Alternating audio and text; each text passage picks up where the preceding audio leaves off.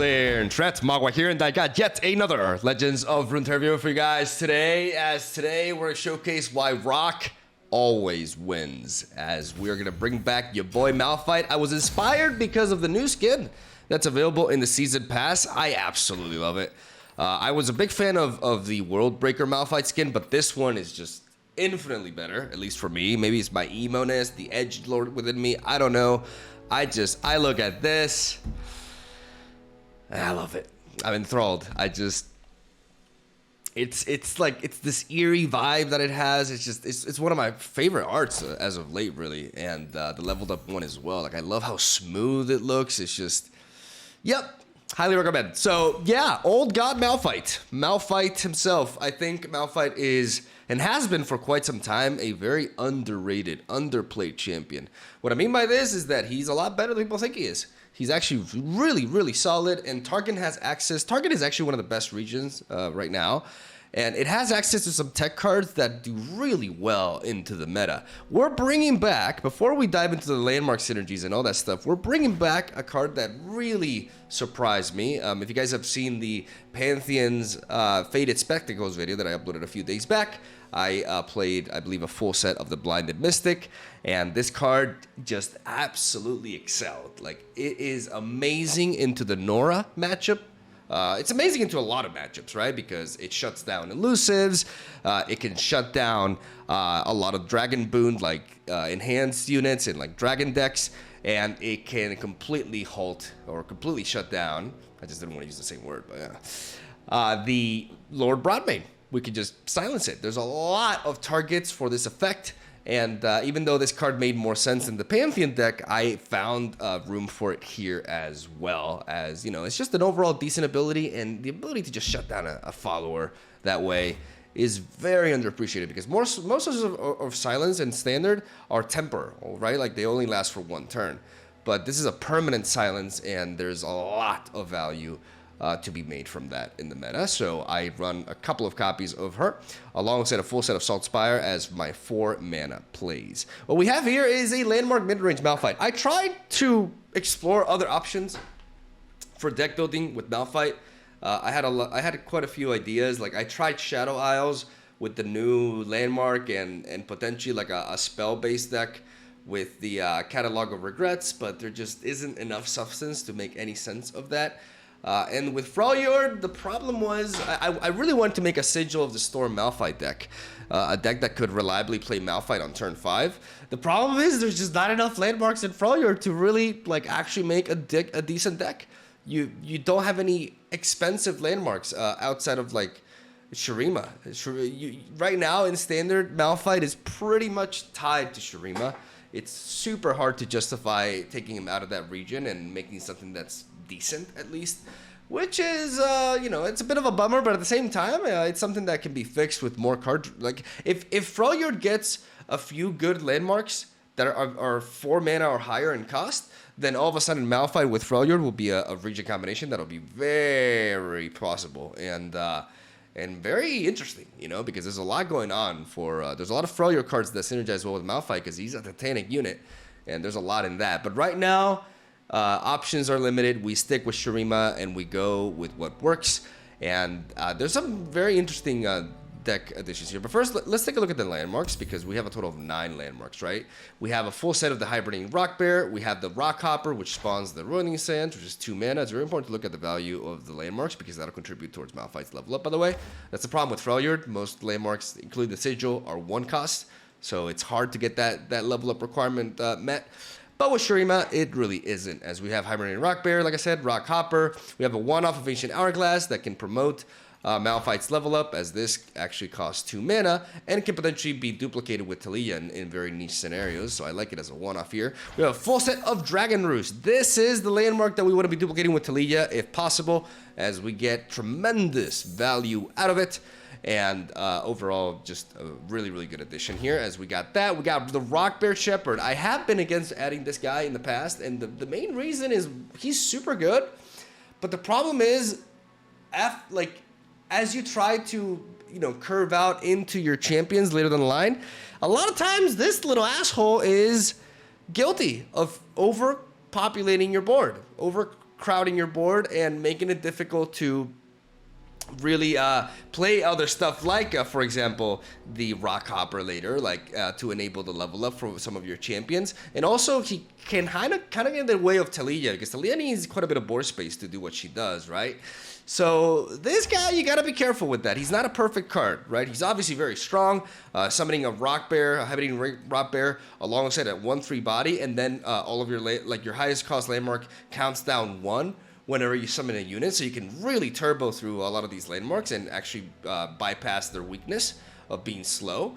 But be careful. Be careful with board space. Don't get too carried away, and make sure you can set up a proper Talia if you're working for that, even if it is at the expense of sacrificing a little bit of tempo, right? Because this card can actually put you in some precarious positions if the opponent is not willing to engage in combat at that stage, which is more likely than you think, because when you start developing 5/5s on the board in the mid game, it's hard for the opponent to pass through that. So a lot of times they'll try to build up their own board, and you can be met with a bit of a rather awkward stalemate situation in which Rock Bear Shepherd is kind of holding you back. So be careful with that, okay? I think I've rambled about being careful with this card for like 5 minutes. I don't know, but you know, just want to be clear there.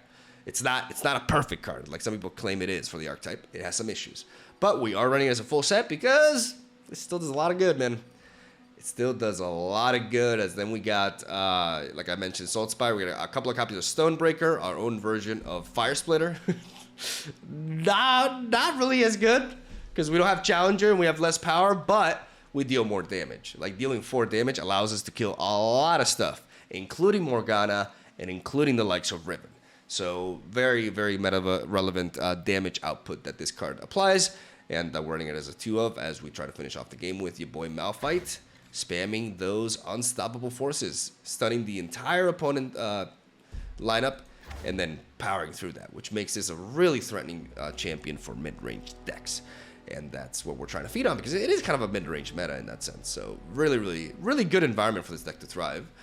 Some key cards here to talk about, like Falling Star. Falling Star works well with MALPHITE and a lot of the stun effects that we're running. It can also help us against aggro decks that apply impression. Not even aggro, like aggressive mid-range as well. Like, again, being able to one-shot Riven for 2 mana after she attacked is amazing. And we're going to see that in action in today's video, as we're running this card as a tool. Because of that, we got Guiding Touch to cycle a little bit through our deck, give us healing. The healing is, because this deck has really thick units, we're always going to find use for Guiding Touch. Whether our opponent has pressured our Nexus a lot, we can heal it a little bit, or we can heal one of our units that has engaged in combat and keep it around for longer. Also a really good card to have for the Elder Dragon Nora matchup, as it can single-handedly like shut down a Lord Broadmane cleanup, right? Like, it can fight that a little bit, which is really nice. Also, MALPHITE's stuff really comes into play into that matchup, because pinging him becomes much harder to do for that deck, and that's actually really useful to have. People will say that the stuff on MALPHITE is completely redundant, and that's actually not the case. I feel like I'm talking really fast, like I'm rapping over here. What the fuck? As then, we got Quicksand, we got Dark Binding, we got some stuns here and there. We got a 1-off of Solari Sunhawk, because it can play really well with a Falling Star, and it can also, you know, help us survive against aggro as well. A 1-off of Renegation, a 1-off of Celestial Wonder, and ladies and gentlemen, that is the deck list right there. Super fun. We get to play Chip. Anytime we get to play Chip, it's a good day. And that's where we're going to end this video. You know, regarding mulligans, try to find that sweet curve. Try to find Chip, you know, your early 2-mana plays. Dragon Roost is always a keep as well. And hope that you can... it's also important to keep your champions. Depending on the matchup, you can afford to or not. But champions, Talia and MALPHITE are really what make this deck strong. So you need to try to find them. So if you have one of them in the opening hand, a lot of times you can justify that as a keep as well. And yeah, now I'll stop talking. Have a solid day. Thank you guys for watching. Stay tuned for daily Legends of Runeterra content. Hope you enjoy today's games. And I'll see you guys tomorrow. All right, here we go. Oh, this is the new deck that's been running around. This is Rico Rex's creation. I think I'll showcase this on the channel as well. It's a pretty neat deck. And another, you know, example of why Elder Dragon has been such a blessing. For deck builders, right? There's so many different things you can do with this. And this deck utilizes Riven's Fragments in conjunction with the 6 cost. I forgot its name. The one that creates sigils, basically. But let's focus a bit on what we're doing here. We're going to mulligan away. Dark Binding is going to be good. Yeah, Dark Binding is going to be too good to let go of. Even if we'd like to mulligan a little bit more aggressively to find Chip. But at the same time, it's just a really, really good card that we want to have, right? Because this deck it's a Rico Rex deck. It wins by attacking. Ah, shit.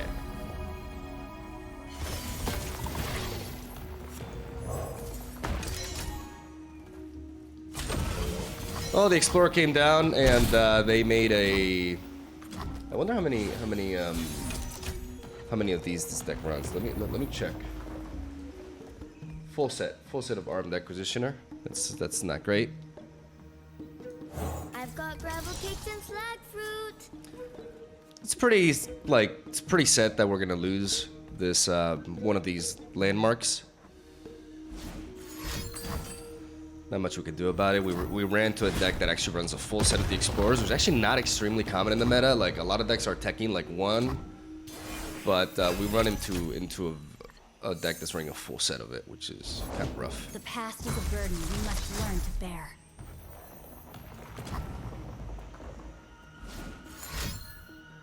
Even a fragment snuffs out lives. What conflict awaits? We take the hit. And then we Falling Star. That's why we play this card. This card allows us to deal a little bit with early aggression, getting rid of big units, and the 4 damage coming in clutch there. Let's see if we can top deck a unit so we can get this Hibernating Rock Bear online immediately. Well, let's heal a little bit and see if we can find it. There we go, beautiful. Nobody's pulling your tail while I'm around. Wait, what? Oh, no, because it discounted that. Okay, but now both of them will go online. Oh, they pass? Oh, that's beautiful. More hands make quick work. Beautiful. Now we're packing. How's that MALPHITE? Okay, getting there. Double Grumpy. And a MALPHITE is going to be very difficult for them to deal with. We have to be careful with the 6-drop, though. I need to, like, what's the name of this guy? I have the deck list right here. The Berserker Your Sign. That's the card that like really makes this deck pop off. There it is. The Stormlord gave me power immeasurable. Zadiro will make sure no one wakes you. We drink their marrow. Beautiful. What could they have here? Whirling Death. I kind of want to combine this and Quicksand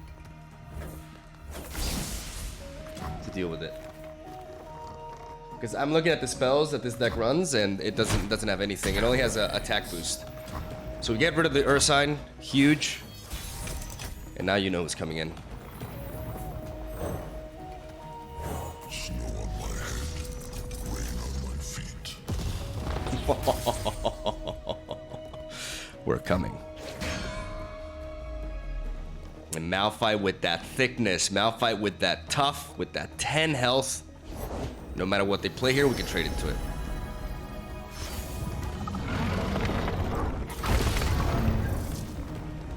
Even that.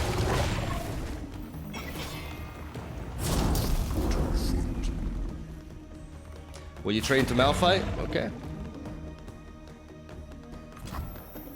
Boom. We have Blinded Mystic here, a tech that I've really liked. We're missing that MALPHITE level up, but as soon as we get it,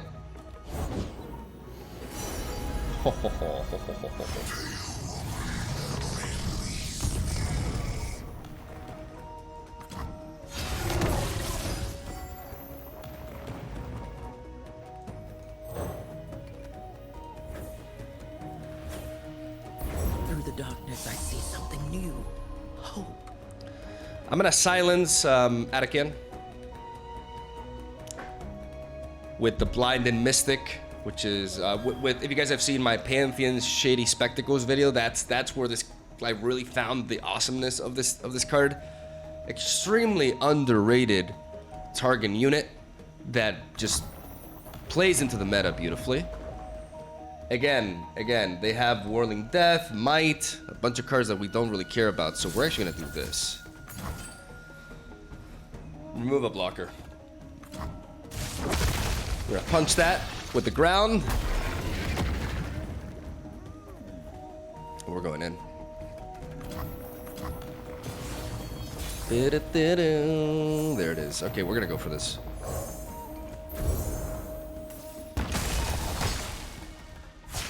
I am gonna shake Things up. Rock always wins. That's the thing about Rico Rex decks, they're extremely combat centric, right? So when it's not their turn to attack, they're vulnerable. So we're not gonna open attack. Open attack in here is a mistake. We just play the landmark and we just stun everything. We stun everything. And if they keep playing stuff, we stun them too. That's the power of the unstoppable force. It's like, okay, we give initiative back to the opponent. You can develop, but you'll just be playing into it. Checkmate! Checkmate Rico, the Rico deck. Beautiful. Rock wins. Rock always. Always. All right, here we go. Round 2. Pantheon Kaisa. Now that's a curve. That is a curve, ladies and gentlemen. I'm gonna keep the MALPHITE. MALPHITE is one of those rare cases of like a 7-drop that you actually want to keep in your opening hand. There's a lot of matchups in which this unit just dominates. And while it's a late game play, when we have such a good curve like this, we can definitely have like a brick in hand early. Because everything else in our hand just works so well, right? No pains with this region combination, so chip is safe. We got our tech, the Blinded Mystic, which will definitely find some utility here. Now I'm a beat. When I'm ahead.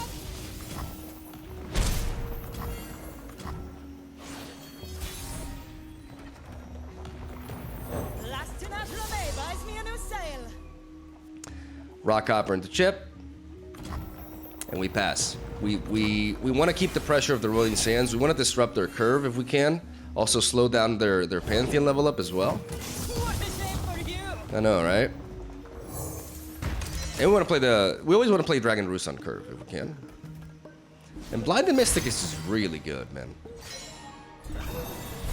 We got a fantastic target for it. We take the hit. And now we do this. We buff the Rock Hopper. She called me betrayer. She scorned me. They lose the vulnerable, which kind of sucks. But at the same time, like, I'd rather it lose vulnerable. Greed will turn any man into a monster. So now I have 2 units with 2 health, and they have 2 units with 1 power. So now we get one hell of an attack. They should probably trade the. I'm surprised that I wasn't expecting the Vicar and Vagabond here. If they trade Vicar and Vagabond into chip, which is what's most likely going to happen, they have some awful trades to look forward to here. This evolve is still a long ways from happening. Do it. And our Stonebreaker is 2 out of 4. We have an Ancient Hourglass, which will progress this. And the perfect top deck here will be Telia. But my draws have been really good, so I'm not gonna complain. Like, you know, I'm not expecting Talia here. Right? Maybe some reverse psychology with the universe. Okay. Well, I mean that's good too. That's pretty fantastic because now we can enable Stonebreaker. There's still time. There has to be. So they gave her regeneration.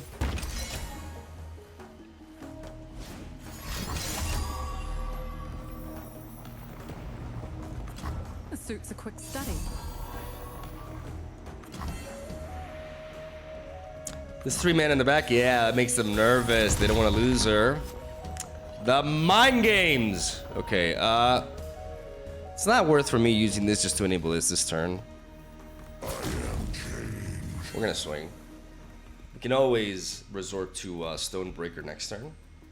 Developing Rock Hopper seems decent, but I also am not crazy about it because it just trades into these 2, and I want these 2 units to trade into these. I want to make this unit matter, right? And if I develop it now, it doesn't really matter. And the Roiling Sands, you know, my opponent just passes back, and we're kind of like at square one. So I'd rather apply pressure, open attack here for some tough trades. Okay, that's gonna be a Blessing of Targon. Okay. I've got eyes. And I mean that's a perfect excuse to do this. I kind of want the damage on that though. I want to kill this Kaisa.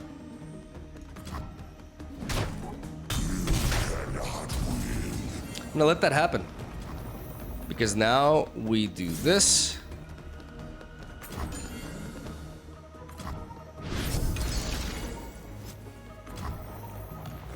And we do this.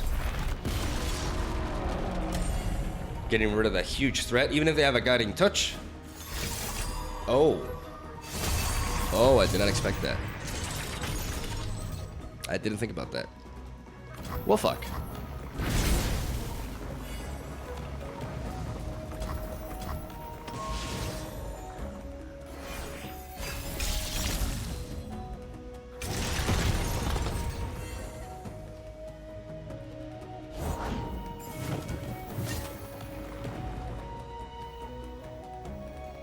Sun's beneath me and wind's behind me. I'm gonna prioritize this. Adapting my methods. We want to make them spend the mana on shackles before we stun again with Dark Binding.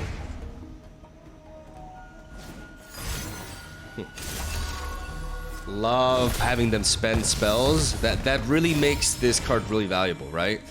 Like if you play stuns and frostbites and your opponent doesn't invest anything in the unit that you're stunning, and you have like no, like if you're talking about frostbites, if there's like no proper like combat happening, yeah, like it's useful, but you're actually losing value. You're losing on the card advantage exchange because you're spending one card and your opponent isn't spending any, right? I am the hunter. But when your opponent commits like this, like we got the shackles out of them and then they also went for a Ruthless Predator, then all of a sudden this card becomes amazing.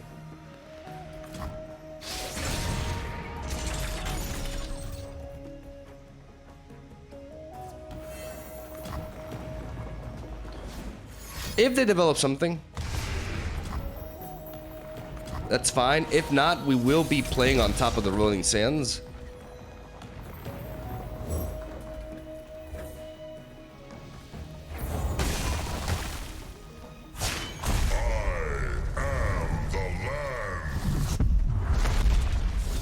Let's get it. Snow on my head, rain on my feet.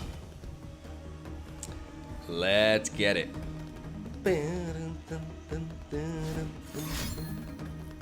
Oh yeah, they're fishing.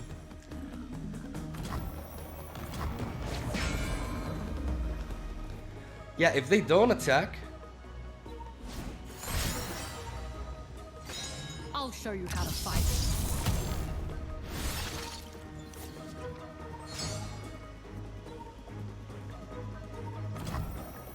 I know the path. you gotta do that to clear that bug. Okay, so that I still always do this because stunning this unit. Now that they only have 2 mana, they can only possibly make 1 play. So that's checkmate. I did the math, bro. You block here, and then it's 5, 8, 11, 14. GG. No-re! Let's go!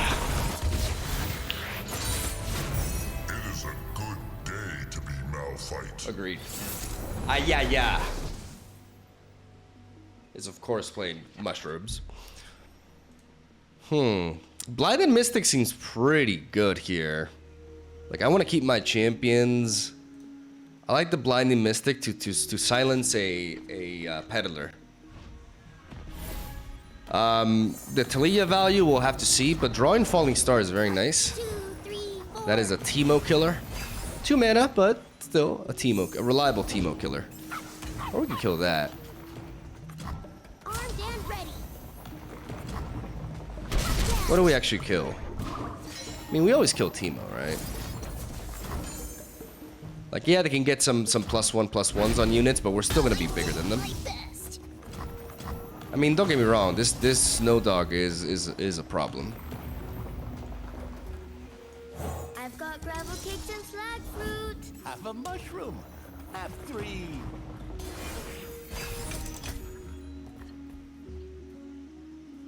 Look out!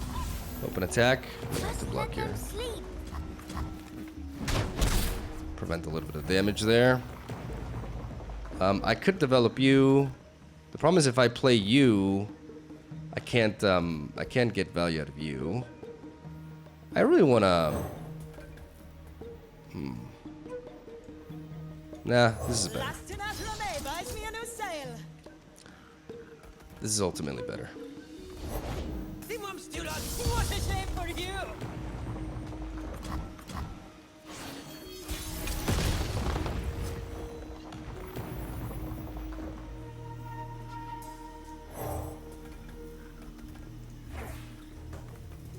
Through the darkness, I see something new.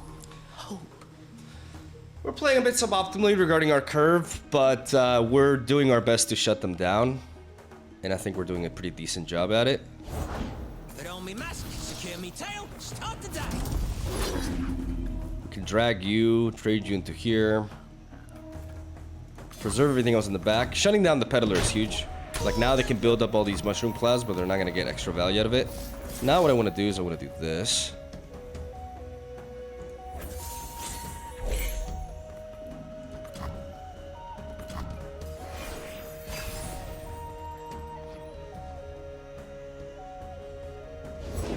Oh, if mushrooms could talk. All once, am I right? Sleep tight, Mama Dude. Well, what have we here? Runaway bike! Good, okay, so trade you into you into you, and then we They're do my this friends. into this.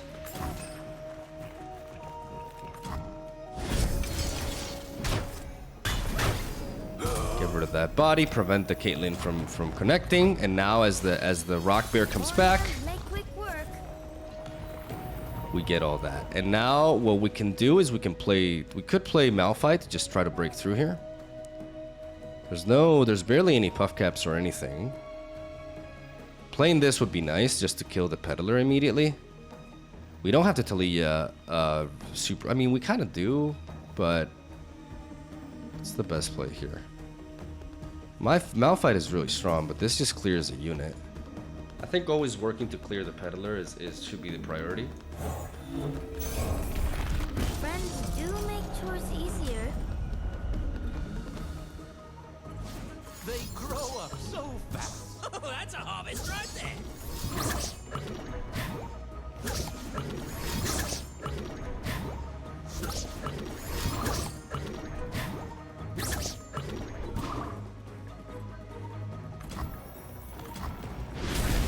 My pretties.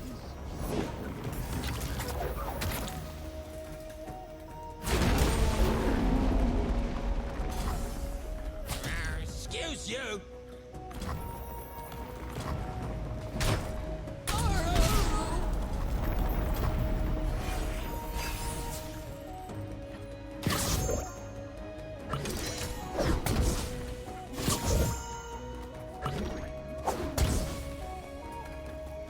One step ahead.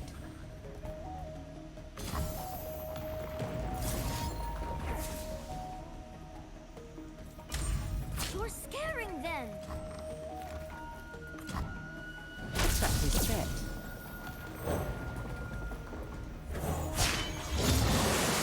Distance means so little when family means so much.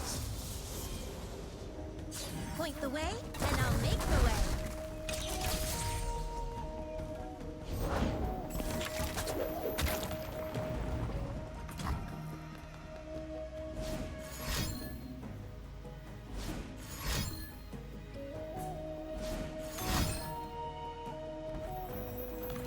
Here's my calling card.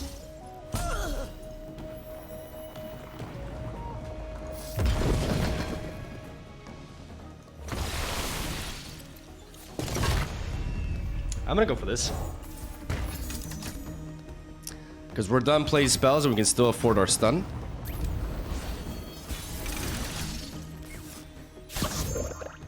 Shit, dude. Closing in on the mark. No backup needed. That's a huge hit. That's a huge high roll.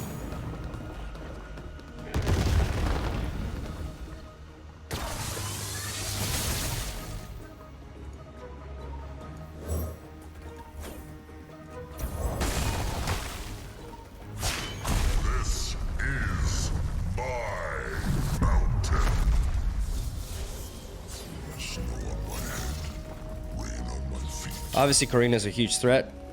But if they resort to Insider's Knowledge, then they can't, like, double Insider's Knowledge and then have any Frostbites or anything.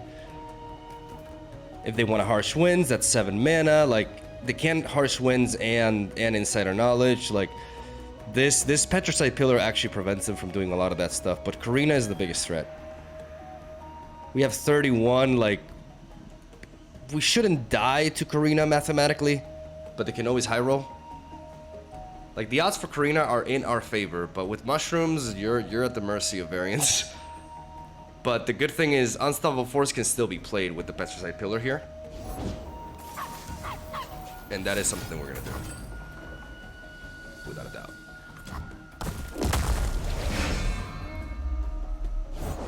Karina? There's a Karina. What brings you here? Don't kill me. Don't kill me. Don't kill me. Please, don't kill me. Don't. Oh my god!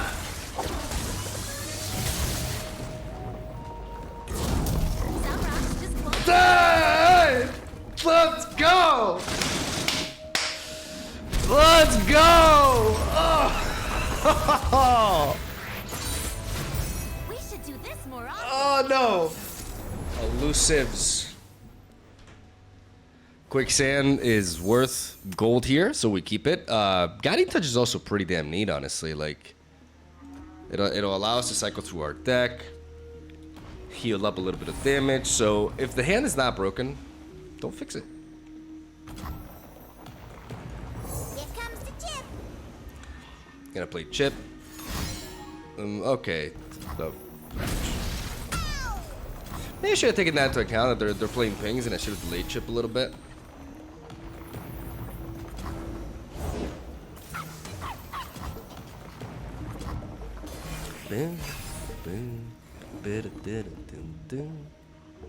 But double Rock Bear Shepherd looks really exciting.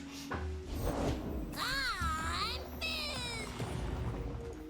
Nobody's pulling your tail while I'm around. I'm gonna be willing to take the hit here.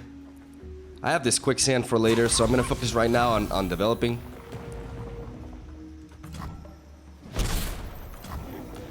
We could block into that, but that opens up a Peerless Spacer. It forces me to Guiding Touch early, so that's just not ideal. Rise and shine, sleepy dudes. And now... Lead the way, Book. Hey, you've been following me? Walk solid. Follow me. Man, this... Quicksand is so good against these decks. Quicksand is just amazing against these elusive decks. It's the ultimate fizz counter. I love it. Friends do make chores easier. Double 5/5. There is a Falling Star. That's going to be useful as well. I'm coming in. I mean, right now that I don't have a block into it, I'm just going to take the hit.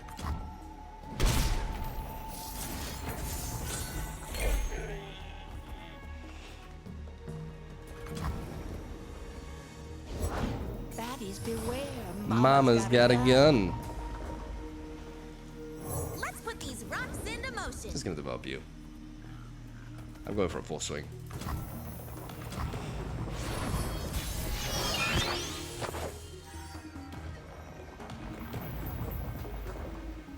Beware falling rocks. Praying and praying. I ain't afraid. We'll let go Talia, but we need this board. Oh, dare they? Like sometimes the Rock Bear does have the issue of like not like clogging up our board. Like that's what I don't like about it. Sleep tight, mama dude.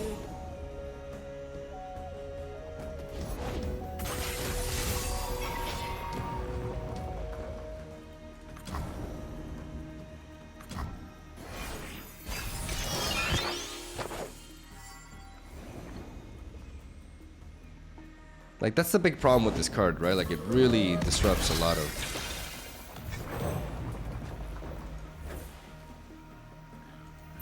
There is MALPHITE. I am MALPHITE. I am Alpha. They need to play a spell for this to go through. He's gonna be that. And now we get him. This is gonna be fun. No, not really. You think it is, but it isn't. It isn't. I have the ultimate counter, ladies and gentlemen. I'm gonna trap you in quicksand. And I'm gonna stomp you. You think you're gonna win the game that way? No, sir. No, sir.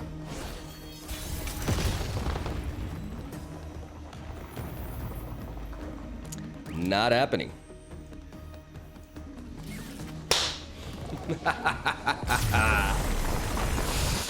All it takes is one card. Rock wins. Rock Always wins. All right. Now this is a test. Let me actually pick up the deck real quick. Okay, so yeah, Vengeance, Runation. Runation as a one-off could be a consideration. Ancient Hourglass feels like it'll be useful here. We have Dragon Roost into Saltspire, but I think we have to mulligan away this. I'm gonna mulligan away the MALPHITE too. MALPHITE in general is a keep, but in this matchup, like considering I already have a good curve here, I wanna find Talia here. Doggone is so big. In this matchup, Chip is very safe. Like Shadow Halls is not the ping nation it once was. Like without Vile Feast and Go Hard and stuff. The waters give you life, child. It's actually pretty safe. Chip is safe. And it's a great thing when Chip is safe, because nothing ever should happen to you, Chip. I'll make sure of that. Talia, oh yeah. Okay, we got a curve. Another thing to climb. If they attack with this thing, I'll block into it. There's no reason they would attack, though. Because in the Shadow Halls matchup, keep in mind, there's no real difference for their interaction, besides combat, obviously. There's no difference between 1 health and 3 health. Hate Spike kills all that, so... I'm gonna attack. If they want to chump with a 2-1, they just give me the body. Yeah. It doesn't matter, like... They just want to be drawing, and we want to try to punish that passiveness. And we want to duplicate that Dragon Roost. We're going to try to overwhelm them with the ideal curve this deck strives for. The actual ideal curve. Every mage must face their craft. We don't care. Suppression? We don't give a fuck. Trade with Chip. I dare you. You want to suppress me? I'm playing landmarks and units, son. Be of us soon. Yeah, just kill this. Like, you not having the ability to resurrect it? Perfect. You pay the price. Yeah, will I?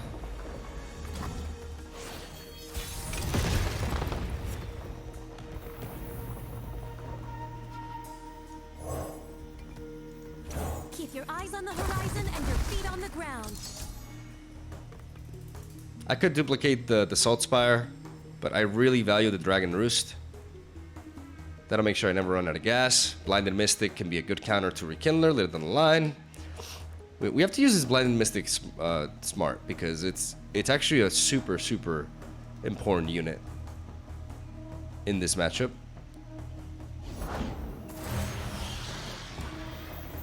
Like threading a needle. We always attack. We don't overthink. We swing. That deals quite a bit of damage, but doesn't trade into any of our blockers. And them giving up this fodder is fantastic. It really limits their plays. We see a Death Grasp, maybe? There it is. And that's fine. That's great. They're tapping out, and the pressure that they're under is insane.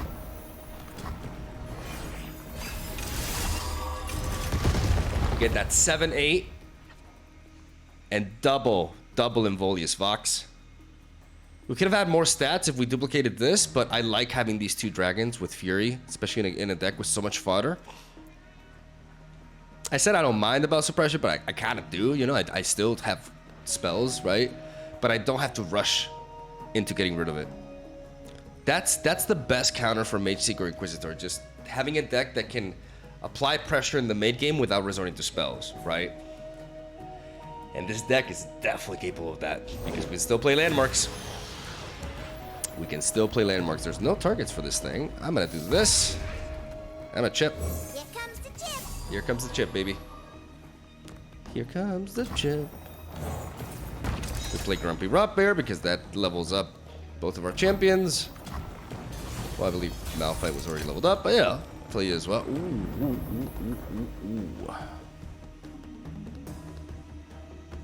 Ooh, yeah. Let's swing. With Renegation backup. If you're thinking, oh, why couldn't you just like stun 2 of their units? This would be terrible because then they Mordekaiser and they get them back. So this card is not really, I mean, it's not useless. It's nice to have a stun, but it's not the best. Like I have it as a one-off because I don't want to overdraw something as expensive as this. But it's nice to have it as a one-off a lot. Like it's a fail-safe, right? I feel safe having this. But right now we're opening Renegation gives us a lot to work for here. Whoa. That's a right. That's a Renegation if I ever saw one. Oh yeah. Oh yeah, that's worth. That's super worth. We're gonna play safe, destroy one of our mana gems. We've already reached the mana that we need to reach anyways. We cap out with MALPHITE, so we're okay sacrificing 1 mana gem for certainty here. Because this is one hell of a right. Not only does it preserve my units, it also allows me my voice boxes to grow and give me units. Chip died, which is terrible. You cannot break a shattered soul. We can try. We break through. Like no reason not to unshackle. The Deathless is on Morgana. But we got an Infinite Mind Splitter. We actually can't play this turn though.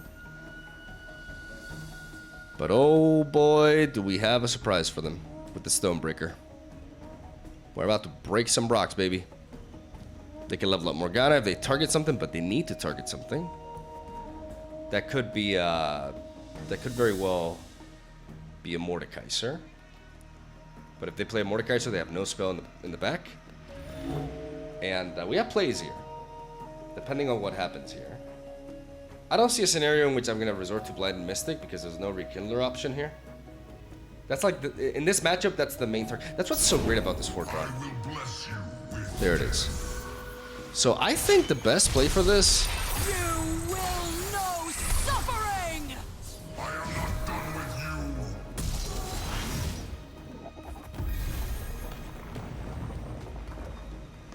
I think the best play for this may just be to stun both. If I stun both and then open swing, I force them to trade. But maybe developing this is better. Because yeah, they curse that unit, they make it some trades, but if they want to attack with Morgana, they lose her.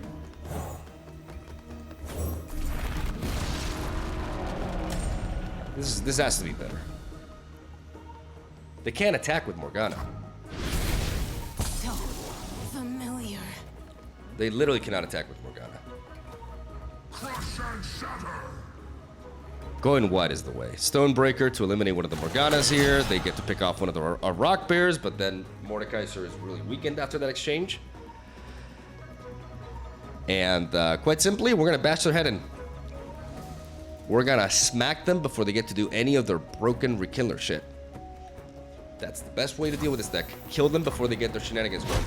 Mordekaiser Rekindler is just... It's very hard to beat that. Value-wise, like, it's just a tremendous late game, and the reason why this deck is so strong. But that's why you beat them in before that happens.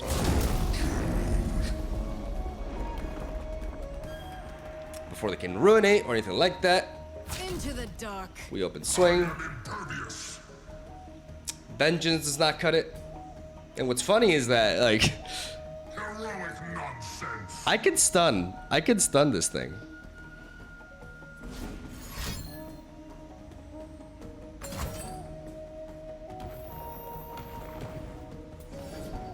And then they Rekindler, right? Actually, wait, if I silence an enemy follower and they kill it... No, I've been saying this entire game how this counters the Rekindler, but it actually doesn't. It actually doesn't at all. I derp with that. Okay, so they have that there. So what about this?